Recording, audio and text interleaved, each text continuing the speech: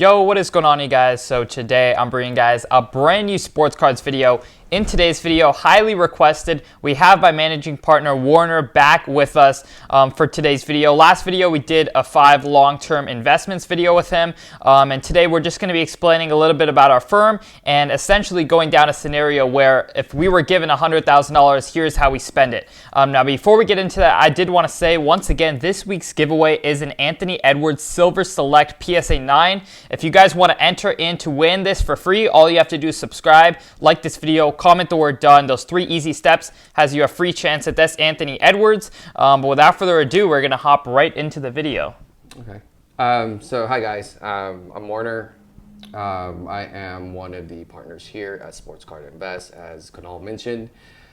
So, I'm not a camera person, so that's why you never see me. But I think, we did a video, A couple months back. Couple months, yeah. And people really wanted to see, okay, besides our video, like what else do we do, right? Mm-hmm. And so today, I think this is more like a special video because I'm usually not in here. Yeah.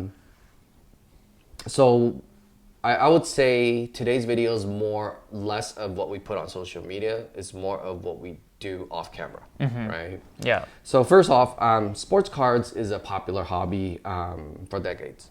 Mm-hmm. And I would say roughly about 3 years ago, the industry boomed, right? Yeah. And it really kind of morphed into collectibles morph into a whole new era of investment opportunity. Yeah. I would say on top of my head, I know at least 13 cards or 13 players, that are well over in the millions. Mm-hmm.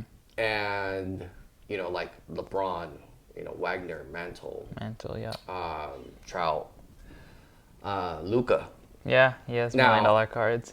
Now, yes, you guys might say, okay, yeah, we know the Mickey Mantles and all that, but I mean, look at the LeBrons. Look at the Lukas. There are cards that were purchased for low 6 figures that are well into I would say mid-low 7 figures. Yeah. In a matter of 3-4 years. Now that sounds all great, but that's the reason why we're making this video today is if the trend is going up and like any other investment opportunities, there's always a hype influx of investors or collectors, and then it kind of artificially boosts up numbers. Yeah. And then it tapers off, and then if you're one of the unlucky ones that jump in when the hype is up, like Bitcoin. Mm-hmm. If you got in at 40, yeah, 50, 60 is probably the worst. Yeah. I mean, it went all the way down to just a few months ago, 15, 13, 16. Around there. I mean, it's lucky that's back to 20 plus. Yeah. But if you got in at 40 or 50, you're down 20, 30. Yeah. So what we try to do here is we try to help clients portfolio manage their portfolios to jump on the hype, gain the money, but also kind of diversified so that I guess you would call it blue stock, mm-hmm. blue chip stocks, right? Yeah. So that but here's the up and downs, I think. So there are pros and cons in any investment. So anything that you can flip, what we call short term, is usually less money to get in, mm-hmm. and the upside is huge, but then the downside is also huge. There are cards that we look at that are opportunities, undervalued cards, right? So those are high speculative but educated, mm-hmm. right? Rather than on hype, it's okay, the career is going good, they're going good. And then there's the long terms, right? Where yes, it's a lot more money because they're stable, but you're not gonna see a huge drop in their value. Yeah. Right? And typically, yes, I get it. Many of you might say, you know what? Mike Trout card, $400,000 to 1.3 million? Somewhere around there, yeah. Whatever. I forgot. Sorry. We deal with so many cards here. I apologize. So and in a matter of short time. Yeah. But see, that's why it's like it's a wave that goes up and it goes down. And the beauty of it is that the wave of the sports card industry went up last 3 years and then came down, but it didn't bottom. It didn't. Yeah. To where it was. Mm-hmm. So that means the market has grown. Yeah. From previously of the, before 3 years ago, it has grown significantly and it's kind of like stabilized. Yeah. And then we truly feel here at Sports Card Invest that it's a upward trend long term. We're going to see these COVID, pandemic jumps every 10 years.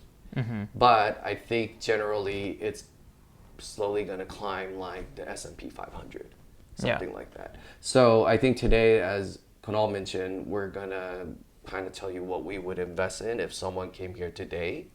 So remember, it's not what we would do for everybody. It's just what we would do like at this moment if someone came to us. And the reason why I mentioned that is someone might come in and say, here, you know what? I don't want any short-term risks. Mm-hmm. Or someone might come in and say, you know what? I want all short-term risk. All risk, yeah. And what we call unicorns, yeah. right? We talked about it last video, which we call unicorn cards. So this is just a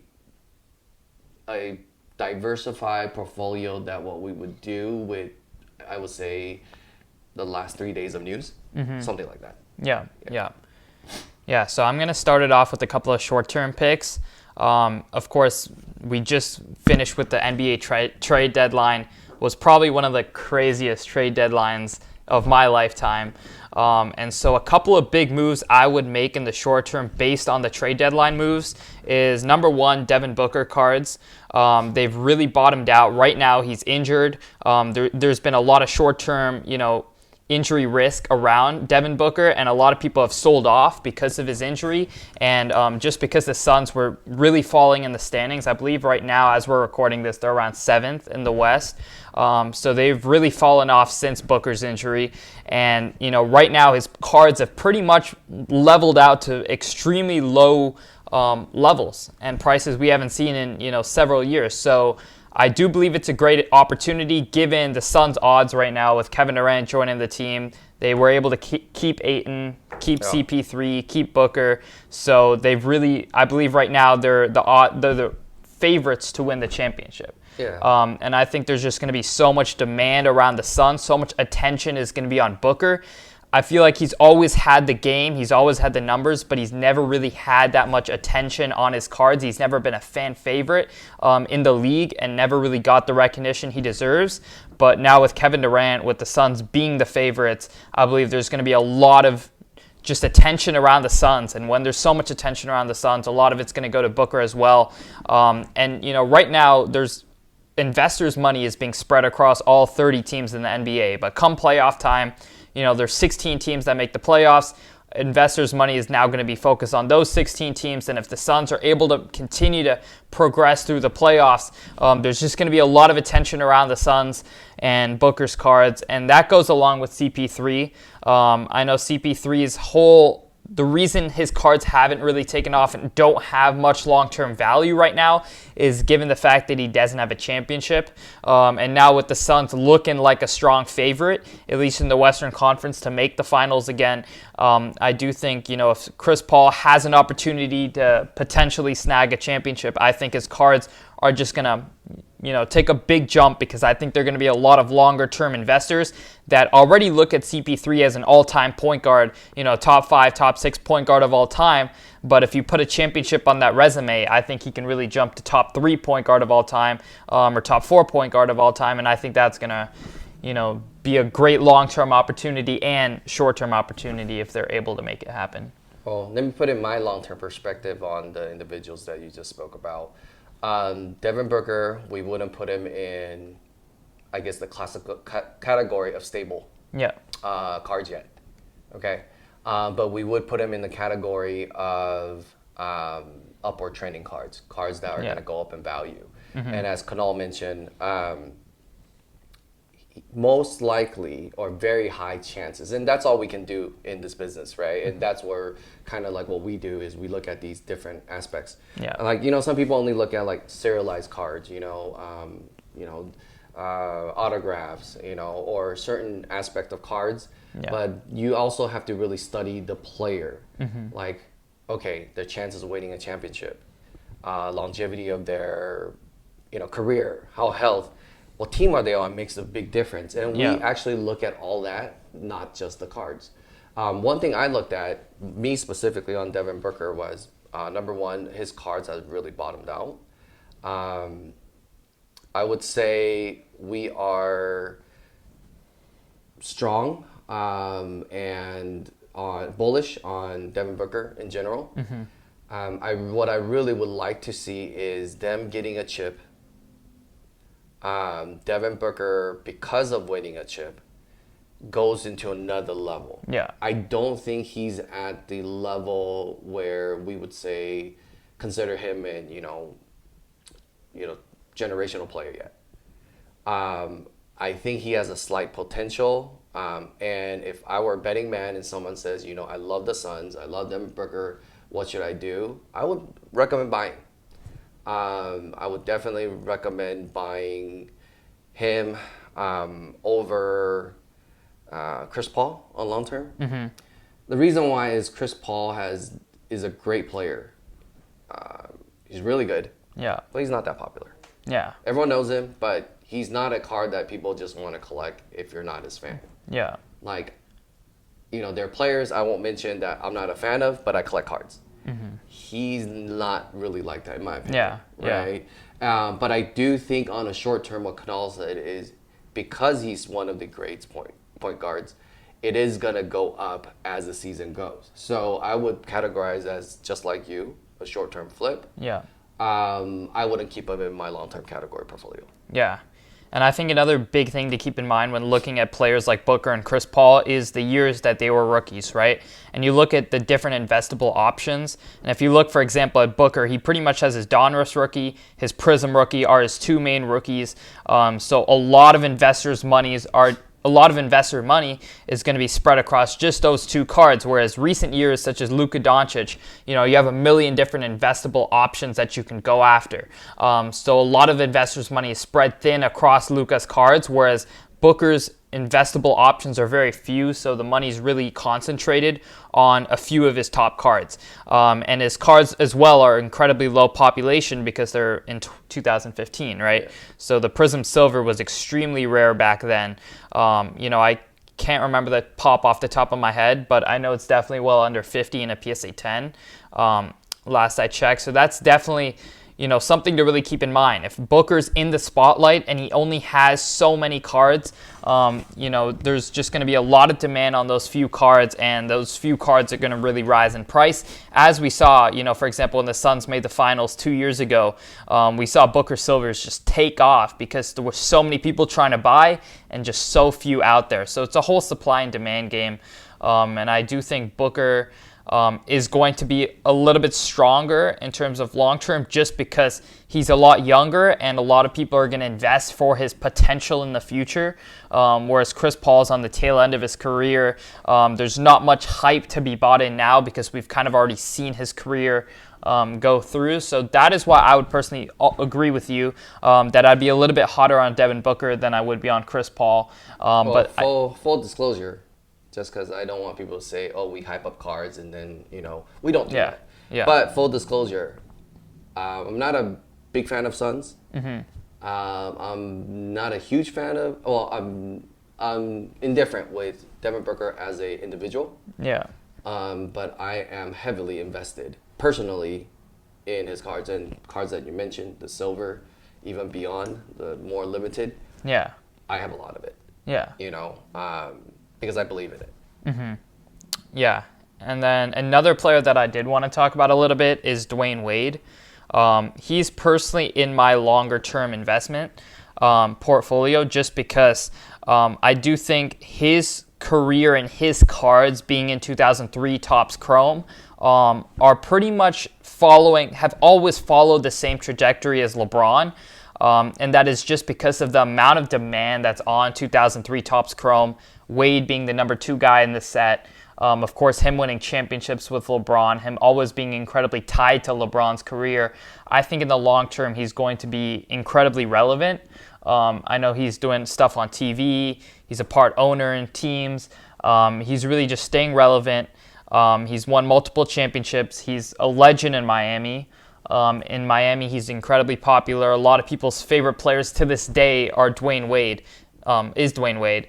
And on top of that, his cards have really bottomed out. I mean, there were typically throughout, the last 3 years, they were staying at around 10% the price of LeBron. Yeah. And right now, I believe they've dropped below 5% the price of LeBron. And I do think LeBron's cards are going to ignite, after the scoring record, as he goes into retirement. There's going to be a lot of long-term investors that go into LeBron's cards. I think right now, LeBron's cards are being sold quite a lot because a lot of people are looking at it from more of a short-term perspective of, the Lakers may not make the playoffs. The Lakers may not do anything in the playoffs this year if they do make the playoffs. So you see a lot of sellers in LeBron's market right now.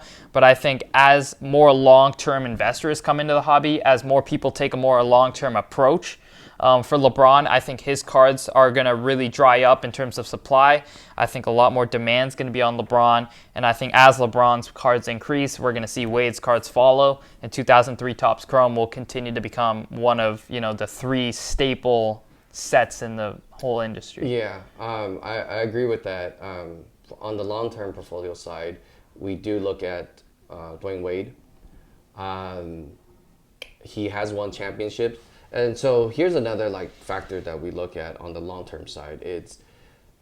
So there are players that are retired, and then we look at their value, right? And we look at all aspects, rarity of cards, the grade, and all that. So let's just put that aside because I think all our subscribers know that part. But the second part we looked at is, I think part of what you mentioned is interesting is, well, how popular is this person? Yeah. Is he on TV? Is he relevant? Yeah. And the more relevant you are, the more likelihood your cards are going to remain popular. So we look at that as well. Another thing we look at, like I mentioned, is we compare him to retired players such as himself. But I meant retired players that retired years ago, way before him. What are their values? What are their accolades? And how we kind of measure that as one of the key components on, okay, for example, Charles Barkley's value. Yeah. Now we look at, Dwyane Wade's value. And we think, okay, because of these, is it going to be higher or lower? I'm just using an example, okay? Yeah. And Charles Barkley, as you guys know, he's always on TV, right? We see him, so he's popular, he's relevant, kids actually know him. There's a lot of great players that kids don't know these days, but Charles Barkley, Shaquille O'Neal, those are players that people know. Yeah. And so we also look at that aspect. So we think Dwyane Wade is... I wouldn't put him on the top 10 long-term in any of my lists, but I would definitely put him on the long-term for, I would say, cards that will gradually increase in value. Yeah. And I think another thing that could be interesting is a lot of people who are currently teenagers or in their mid-20s or low to mid-20s, right? They grew up watching Wade win championships. A lot of people's favorite player was Wade growing up. And I think down the line, as they continue to grow into money, as they get jobs, as they develop themselves, I think, and are able to spend more money in the hobby, I think a good amount of that money is going to go towards their PC. And we see the amount of people who PC Dwyane Wade and who just love to collect his cards. And I think that fan base is only going to grow. And given just 2003 Topps Chrome, like I mentioned, is one of the most looked at sets in the whole industry, and Wade being the number 2 player in the set, I think it's going to be huge. But yeah, do you have any other long-term investments that you're incredibly high on? Well, let me touch on that because you just reminded me something that we looked at and we think it's really important that I don't think some people even think about, right? I would say this with Wade, it's okay, this is a good example, sorry. So Michael Jordan, rookie cards, so just to give you guys, our subscribers a little difference, much older than Kunal. And therefore, I think a little bit more old school than he does. But when I was young, I couldn't afford a Michael Jordan rookie, right? Yeah. And it's bad comparison, but it's just something that came into my mind. But And I think a lot of people like me that love Jordan, grew up watching Jordan, towards, mid to end career, I would say it's Jordan when I was young. And then Kobe would be like his full career for me, just to give you that timeline of my being a hobbyist and a sports fan. When Jordan was playing, when at his prime, I couldn't really afford his cards. But now that I have money, I can go out and buy a $250,000 Jordan card. Right? So that's a great point that you brought up about Dwyane Wade is the people that grew up with him might not have money yet. And this is one of the key metrics we also look at. That's why I wanted to really bring it up is you also have to look at the fan base for that individual, right? Besides like other collectors, I get it. Because a true fan and a true collector would drop $250,000 on a Jordan rookie. Do I think Jordan rookies are going to go up? Yes. Do I think it's going to be 10x? No. If it does, it's a long time. Right? But Dwyane Wade is one that when his fans get to a certain point where they're like, you know what, I have money and I want to make sure I have the rarest cards from him, which we all know is 2003. Right? Topps Chrome, just like LeBron. The refractors. I would buy the refractors. I wouldn't buy the base. But that's because my clients have hundreds and hundreds, if not millions of dollars. So I have to look at what I could give the most dollar value sometimes, not percentage. So like, I'll give you an example. Like if we had $1 card and it goes up 1,000 times, what do we have? $10. $10, And my client might be like, okay, it went up 1,000%, but I don't want $9. Some of my clients would say, here's 250 grand. I want to make 150 grand, which is a little over 50% on his money. It's not 10x on his money. And so he'd be happy with that. And I would ask, well, how long do you expect that to happen? And if they say, for example, well, I expect it to happen as soon as possible, obviously, but I'm okay with 3 years, because they're looking at what is that compared to other investments that they have. And so if they say that to me, then I will look for a card, a player with our matrix that we look at that could potentially deliver that. And so one of the key factors is, are the fans or the collectors of that player, when are they gonna grow into the stage of their life where they're gonna have $250,000? Like I'm a big fan of a lot of players.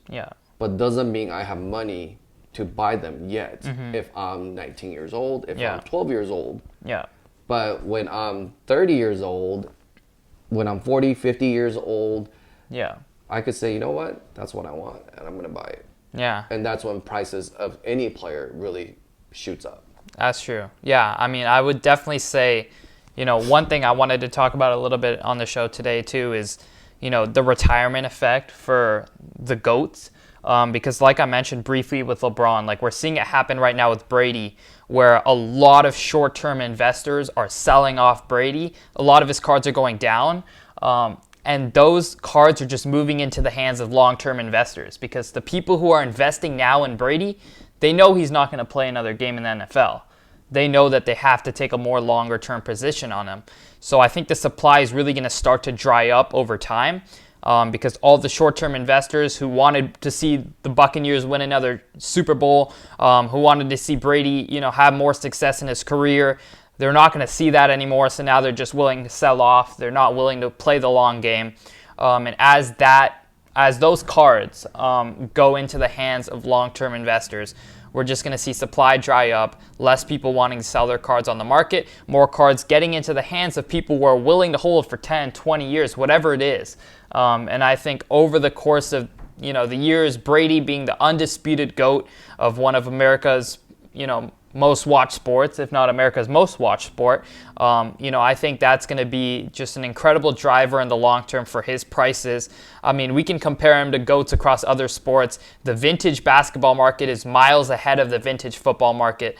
The vintage basketball market has $1 million cards. The vintage football market is not quite there yet, and I think it's only got a lot of room for growth. If you look at Jordan's most popular cards compared to Brady's most popular cards, I know basketball is a more global sport. Jordan may be a more famous figure in pop culture, but nonetheless, I think Brady's cards are just incredibly undervalued right now, where you can get them in at for his most coveted rookie cards. There are not too many investable options. I think a lot of demand is going to be on Brady for the long term, and I just think supply is going to be lower and lower because all these short-term investors are, going to have to get rid of them right now. Yeah, I'm glad you brought that up. And again, I know Kunal's talking more about cards specifically. I'm talking about more strategy specifically. But yeah, I wanted to point out what Kunal's using to determine those cards, and to let you guys bring it up that's what we actually do, and hopefully this could help you guys. Popularity among what is the full market that can like that player. And like you said, Jordan is a bigger market than Brady. Yeah. And sometimes that makes a Brady undervalued. But it also sometimes will show you that why is a great in America sport is capped. It's because no one else is buying it. Yeah. So our firm really believes in the future when other countries, I'll just bring up one, for example, China. When they mature in the hobby of sports card collecting like we are today, that is I would say, 50x. Yeah. In terms of just population, I mean. 1.7, 1.8 billion people there. We are 330 million people here. So my point is, when we also look at the growth of potential collectors. And so that's why I'm bullish, really bullish. I know you asked me what I haven't answered yet, but what are your long-term picks, right? Yeah. I'm extremely bullish on LeBron. Okay. The reason why is he's extremely popular in China. Yeah. He's extremely popular everywhere. And the thing is that his fans have not been on an average. So we gotta be very careful what we say, because people are gonna be like, Yeah. On an average, there are, if you look at someone's net, worth. On an average, people that are buying Jordan Much higher net much worth. higher now. Right now. But LeBron's is gonna grow significantly. Yeah, that's true. And when that happens, one that we're extremely bullish on, and I mentioned that you guys could check out our old video that I was in. There's only one other one, so it's easy. I was recommending LeBron Refractor. At that time, do you remember how much it was? Believe around 30, 33. And what is it today? It's probably, one hasn't sold in a while, but his other stuff is gone. No. So let's leave it there. Yeah. Why has one haven't been sold? Population's low. For a PSA 10 at least. Yeah. Right? Yeah. And whoever has it are not Don't selling want to it. sell it right now. Yeah. That is one key indication of a value of a card that's gonna grow. So a lot of people are gonna say, last time you say LeBron sucks, he's about this and that, but that's okay, because I'm not a LeBron fan. I'm a Lakers fan, but we're not in a business of who's a fan. And I'm not. I don't need to be a fan, but I just want to show you guys we try to look at things as clear as possible, and that's why I tell people, don't ever bet on games that you are a fan of someone. Yeah. Because you're always gonna think your team's gonna win. Yeah. Right, and then so you're distorted. Yeah. So then you go to Vegas, you put money on the team because you think your team's gonna win. No, I always tell people, don't bet on teams. Don't bet on your favorite team. Yeah. Because when you look at two teams that you don't care for, you see it more clearly. More clearly. Then you have a better game. And so I see LeBron very clearly because I'm not a fan. I'm not trying to put him down. He is one of the GOATs. Not my GOAT, but one of the GOATs. Yeah. And I think his value are just going to go up. So right now, what I would do, I would snatch up his refractors. If you don't have the refractor money, his base are good. Like his base are still relatively low volume, but it's much higher than Jordan rookies PSA 10s. Yeah. So that's why I don't like it as much. Yeah. So I try to look at what's equivalent to Jordan rookie PSA 10s, right? So it'll be more of a refractor. Refractor. Yeah, that'd probably be the most comparable. Yeah. Now, if someone says, I want to take a long-term gamble, I would get, like even a more rare refractor, like a black. Gold or black or X-fractor, yeah. Or X-fractor. Yeah. Right?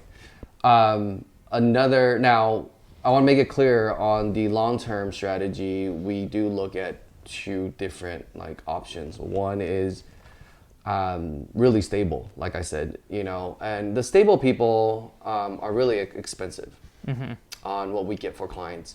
But I do want to mention some because people want to know. Mike Trout. If we could get our hands on any Mickey Mantle, we buy. If we could get our hands on any Wagner, we buy. If we could get our hands on, I would say, any Jordan, we buy.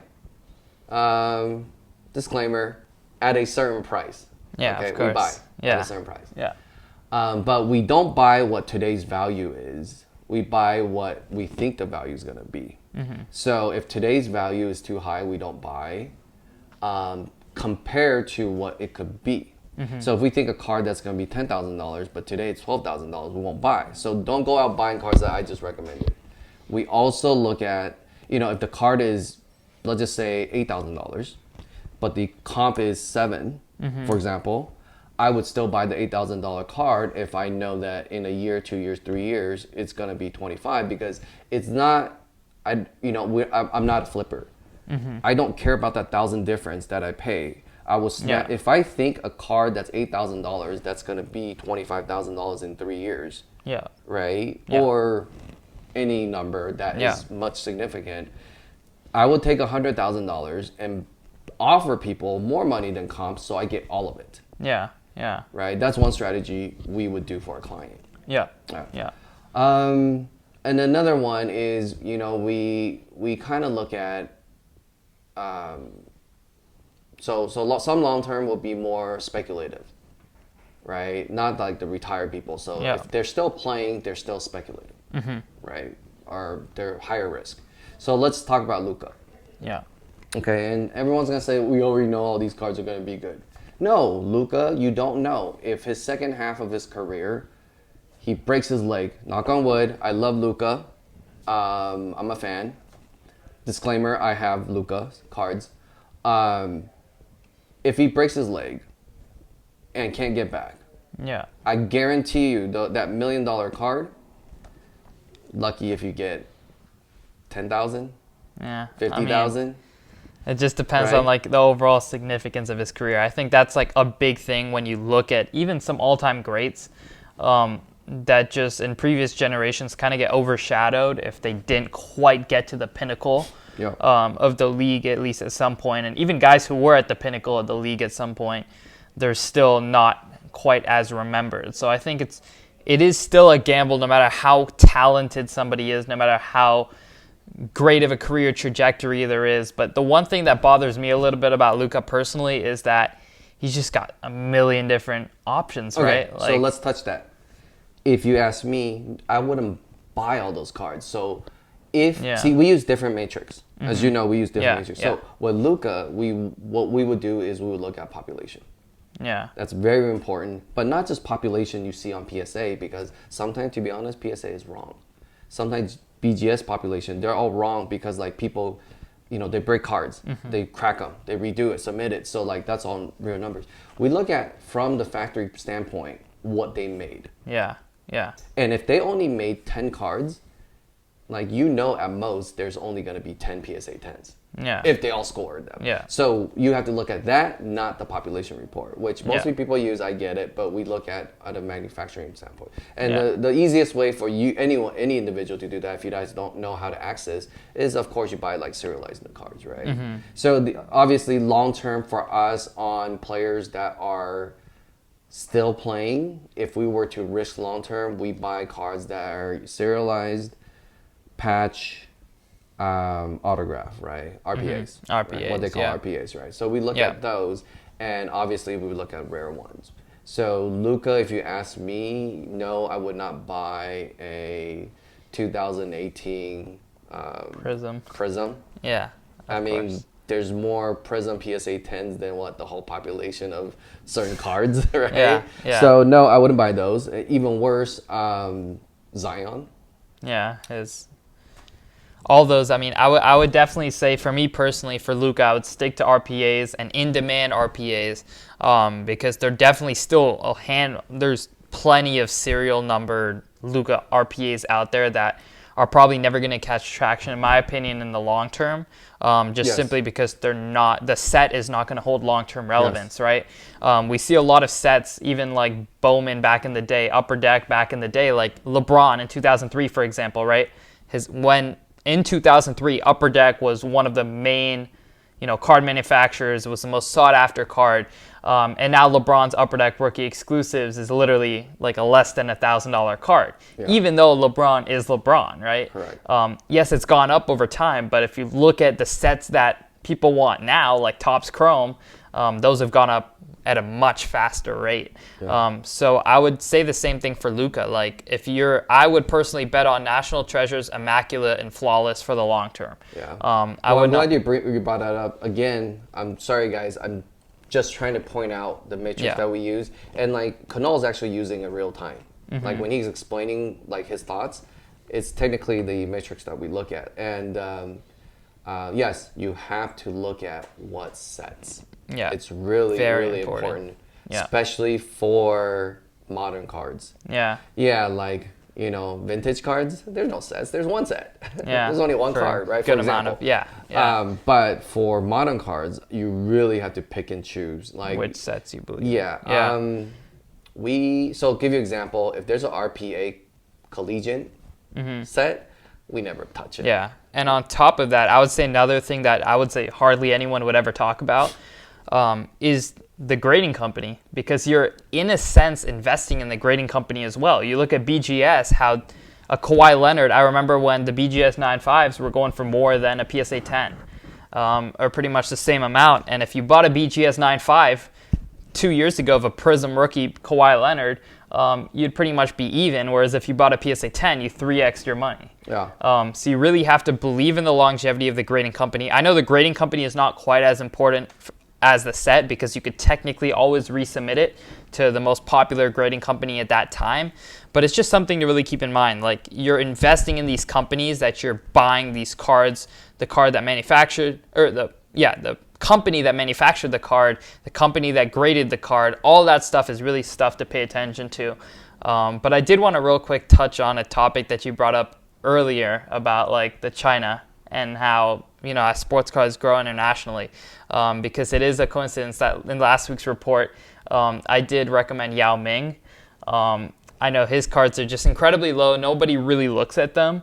But it's a personal bet that I've placed just because I believe that sports cards, you see how big the NBA is in China, in terms of just the fan base, the people willing to, spend money to collect their favorite player. You see the amount of jerseys people buy, all that type of stuff, and Yao Ming is like their figure, right? Yes. So we actually look at Chinese fans or collectors. To just give you guys an example, there are players that are here that are not as popular, but really popular overseas. I'll give you an example. Allen Iverson. Extremely popular overseas, right? And he's still popular. Another example I would personally say from what I've seen has been James Harden. It's very surprising because here he's just another player at this point. People don't really consider him collectible in the U.S. But in China, I believe he's top 3 or top 5 in jersey sales. Correct. So, oh, I'm glad you brought that up. So again, how we study our client's portfolio in action, what he just mentioned, we actually look at the sales of jerseys. Popularity in different countries is big, yeah. So back to Yao Ming. When Yao Ming was at his prime, he actually wasn't the most popular player in China. Mm-hmm. It was actually Kobe. Yeah. But you can't blame him. Kobe, everyone was. Yeah. But with that said, Yao Ming is the Babe Ruth, the Mickey Mantle of China. Just popularity, yeah. Not even on the court, but just off the court figure-wise, yeah. Yeah, so he is the Michael Jordan. He's the Kareem, of U.S. in China. He's like the main key. If I think it's only win, but the problem right now is because the relationship with China and U.S., as we all know, won't get into that. That's a whole nother topic, but when this hobby becomes a norm in China, assure that Yao Ming is going to be 1, 2, or 3, the most expensive card over there or demanded. Yeah.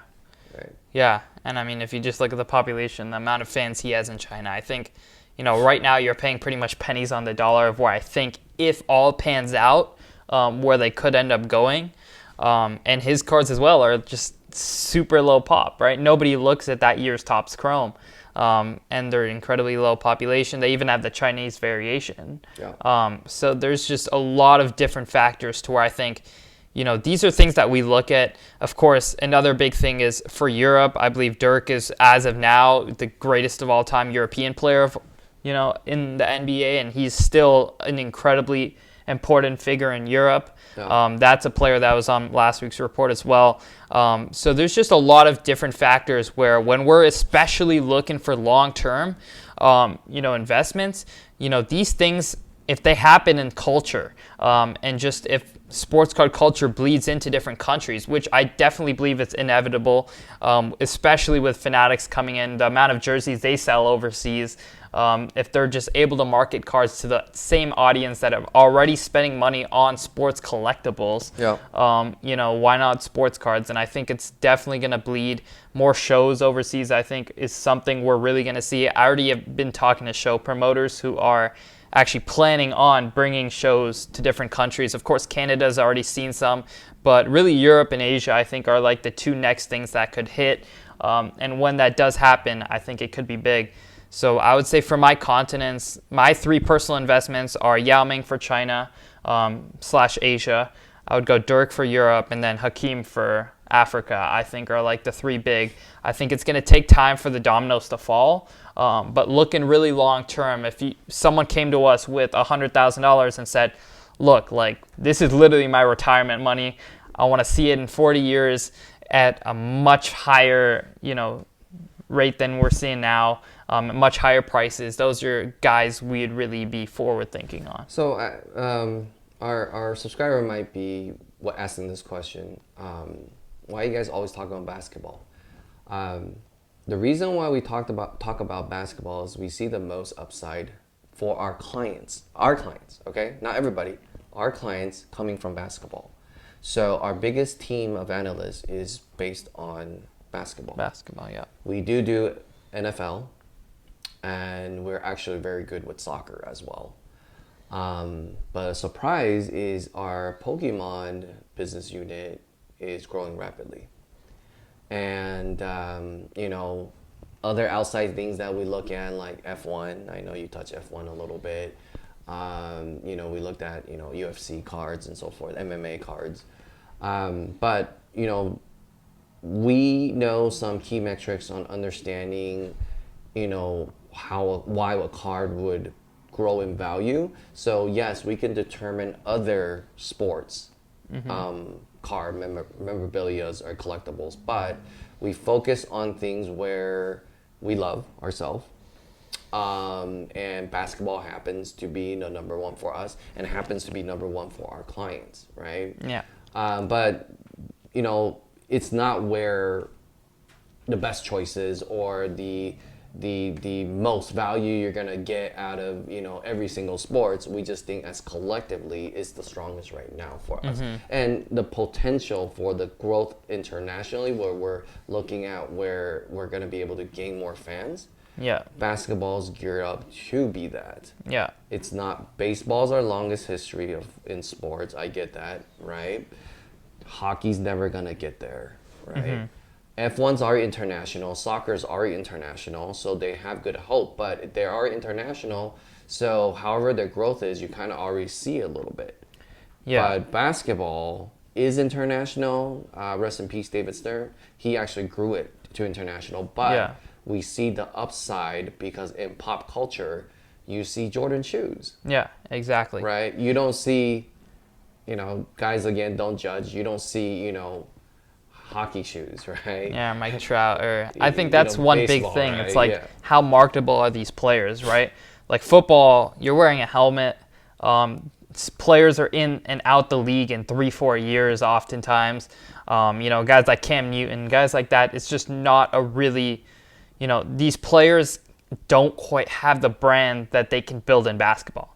And just like international brands, like LeBron has an incredibly big brand. Under him, especially soccer guys, you look at social media nowadays with it being one of the key metrics to measure popularity. Basketball and soccer are pretty much like the stars in basketball and soccer are the most renowned athletes worldwide, and just most popular athletes worldwide, at least as of now. In baseball, you don't see the marketability right now, especially with this is a whole nother topic, but they're pretty much. You don't see baseball around social media much because of content rights, copyright rights, whereas basketball pretty much allows anybody to share their content without copyright violations, and that's caused basketball to grow, much wider audience on social media, and just in culture right now. And I think that's going to continue to grow, and if baseball doesn't change that, guys like Mike Trout, being the LeBron of baseball, has, I believe, under 5 million Instagram followers. I believe it's something like 3.2 million or something around that. Whereas LeBron's got over 100 million Instagram followers. So it's just not really comparable in terms of like popularity. And I think, that's something to really keep in mind. You see, if you want to look at that, of course we see a lot of opportunity in guys like Messi, Ronaldo, guys like that, just because of how popular they are, how many fans they have. Yeah. Now, the tricky thing with that, though, is it's got to reach their countries, right? It's got to reach, sports cards have to reach the place that they are most popular in. And I think that's a domino that we have yet to see fall. For Europe, I believe specifically, when sports cards take off there, we're going to see the biggest growth in those soccer stars. But that's something to think about down the line. Right now, in terms of marketability and where sports cards are, which is mainly in the U.S. as of now, LeBron and just basketball players in general are just the most marketable in the U.S. Yeah. And I think that's why, looking at the country of origin of popularity and all that, that's why, Ronaldo cards or Messi cards, we are long on them, but we are looking very closely how popular soccer can get in the U.S. Yeah. We're not super bullish on it, but we are bullish on the fact that it will get more popular. But correct me if I'm wrong, Ronaldo and Messi cards, the value comes from the popularity, not from the popularity of the sport. Yeah, I mean, well, they've built such incredible, personal brands. Yeah. Whereas they have hundreds of millions of people who pretty much follow their lives, watch them play wherever they go and all that. And I think, it's just a matter of sports card culture bleeding into places where they're popular. Yeah. And in the U.S., I would say LeBron is a more popular name than Messi, and then Ronaldo in the U.S. Of course, worldwide, Messi it's them. But in the U.S., we're seeing LeBron's higher end cards go for more just because he's more popular in the U.S. and that's where sports cards are based as of now. Since you mentioned that, I just want to, because subscribers are going to get on me again. Soccer is the biggest sport in the world. Okay. Yeah. Okay. So I said that not because of the comment. I just want to make sure soccer Yeah. is the biggest sport, but the catalyst for soccer players is no longer rest of the world. It's the U.S. For the growth of the value of cards, I think. Yeah, as of Right. now at least, yeah. But as all these players, they're gaining popularity in the United States. That's why I made that comment. They're worth more because of who they are, not because of the sports. I don't want people Yeah. to think I put down soccer or the popularity of soccer. Yeah. All I'm saying is Messi's cards will go up quite a few points because he's popular here. Imagine if he's really popular here, it's going to go up more points because he's already Yeah. popular everywhere else. Yeah. Right? So I just want to make that clear. Yeah, of course. Yeah, but I think that will wrap it up for today's video. Let us know in the comment section below what players you guys are buying right now, what you guys think of, everything we said, the players we recommended for both short-term and long-term. So let us know in the comment section below 3 players you are buying short-term, 3 players you're buying long-term. Once again, for the giveaway, all you have to do is subscribe, like this video, comment the word done to enter and to win this Anthony Edwards. But if you guys want to see more of Warner on the channel, leave him some love in the comment section below, and we'll definitely make some more videos. Yeah. So I appreciate everyone for joining. It's usually Canal. So if you guys like, again, I'm more old school. My thoughts are a little bit different. So if you guys want to know certain things that we do, for example, if you want to see a portfolio that we have specifically, if you want to see the growth in that portfolio, of course, we can't mention the client's name, but we could give you examples of that. Yeah. Or because I don't go on the channel much, but like we do a lot, and I would love to share all of it with you guys if you guys are interested. I just kind of need to know what your fans are, because right now they're your fans. They're like, who's this guy to you? So let me know, and I can prepare certain things for you. We do look into a lot of aspects, and the true goal of this channel when we started was to help people profit from something they love. So hopefully we could do that for you. Yep. Thanks for watching. Make sure to subscribe, like this video. We'll catch you guys next time.